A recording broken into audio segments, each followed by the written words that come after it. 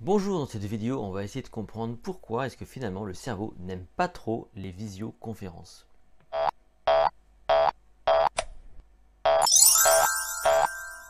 Ça peut paraître contradictoire parce qu'aujourd'hui, avec ce qui se passe dans le monde, on est à une époque où là il y a une pandémie, je ne sais pas à quel moment vous voyez cette vidéo, donc on a développé massivement évidemment les visios et donc on a misé sur ça, sur tout ça, donc on est habitué à utiliser des outils numériques pour pouvoir donc communiquer entre nous donc à distance. Donc on est dans l'ère du distanciel et pourtant a priori ça ne serait pas super bénéfique. Plus que bénéfique, c'est plutôt pas super efficace. C'est plutôt ça le terme. Pourquoi? Parce que bon bah là on est tous baignés là-dedans, on a tous vécu voilà ces moments où on se retrouve en visio sur des applications comme Zoom, comme Teams, comme Skype, je ne sais quoi, et donc on s'est retrouvé en situation de e-learning, de webinaire, de visioconférence. Moi par exemple dans le premier confinement, j'ai passé des journées complètes et entières, et je pense que c'est pareil pour vous, à me retrouver à des rendez-vous, à des distanciels que j'animais, ou des appels, on va dire, en visio, parce qu'il fallait qu'on agence l'emploi du temps. Enfin voilà, on a passé notre temps vraiment sur tout ça. Et ce qui s'est passé, c'est qu'à la fin, il y a eu un sentiment de ras-le-bol. En fait, il y en avait franchement marre, franchement marre. Et ce qu'on ne remarque pas forcément dans des vraies réunions physiques. Donc, qu'est-ce qui explique tout ça? Pourquoi est-ce que justement le cerveau n'aime pas trop ces formats de visioconférence? Bah, c'est biologique, c'est physique. Et donc il y a un monsieur qui est spécialiste dans l'ergonomie, donc de l'expérience utilisateur, il s'appelle Zachary York, il bosse chez Google et il a fait des études par rapport à ça et donc il a remarqué dans ses études, dans ses recherches que en fait dans une visio, le cerveau remarque qu'il y a un décalage entre l'image et la voix. Donc il remarque ça. Et ce décalage-là va donc créer un biais de perception. On va mal percevoir l'information et en percevant mal toutes ces informations, parce qu'on va devoir voilà, s'accrocher un peu à tout ça, on va devoir faire un effort d'attention. Ça va également, on va dire, desservir le décryptage du non-verbal, parce que forcément, voilà, on est en distance, on n'a pas toute l'information autour de nous, on ne voit qu'une partie, on n'est pas forcément prêt. Et donc la qualité de l'image peut ne pas être bonne, le son peut ne pas être aussi bon.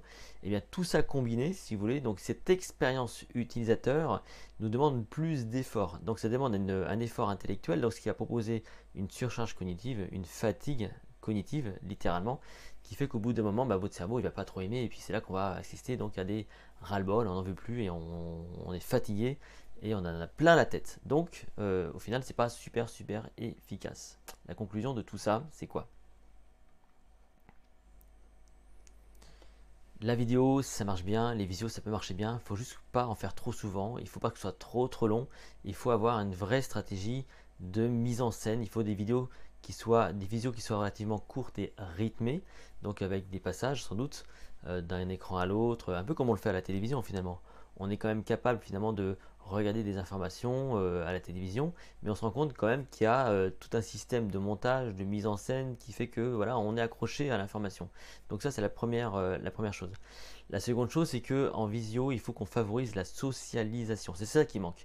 S'il n'y a pas d'interactivité dans des réunions, si c'est très descendant, c'est pas très intéressant et si en plus c'est très figé, bon bah voilà il y a aussi cette incapacité à maintenir l'attention parce que bah, comme il n'y a pas de rythme, comme il n'y a pas de mise en scène et comme autour de nous, chez nous à la maison, on peut avoir des éléments perturbants, bah, finalement ça marche pas bien et on ne peut pas échanger avec son voisin.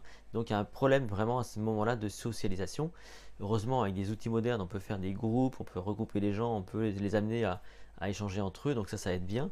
Mais bon voilà, au final, si on ne va pas sur cette voie-là, c'est compliqué. Peut-être que le salut va venir de la réalité virtuelle. Un jour peut-être, voilà, on aura ces systèmes, alors peut-être pas avec des grosses lunettes comme ça, parce que là c'est pareil, c'est pas super agréable, mais qui feront que on aura une sorte d'interactivité avec des hologrammes ou je sais quoi, qui feront que on sera à distance, mais on sera beaucoup plus en immersion dans l'information, dans cette fameuse visioconférence, qui fait que voilà, on n'aura peut-être pas le même rapport à l'information. En attendant, aujourd'hui, si vous êtes baigné dans la visio et si vous êtes, on va dire, tout le temps en réunion sur Zoom ou je ne sais quoi, il y a de grandes chances pour que vous saturiez. Voilà. Donc apprenez à débrancher et à ne pas en faire de trop. Si cette vidéo vous a plu, n'hésitez pas à la partager, à la liker, Vous pouvez vous abonner à cette chaîne YouTube évidemment et me retrouver sur mon site https://lessecrets.com, les-secrets.com. Quant à nous, on se retrouve très bientôt dans une toute prochaine vidéo.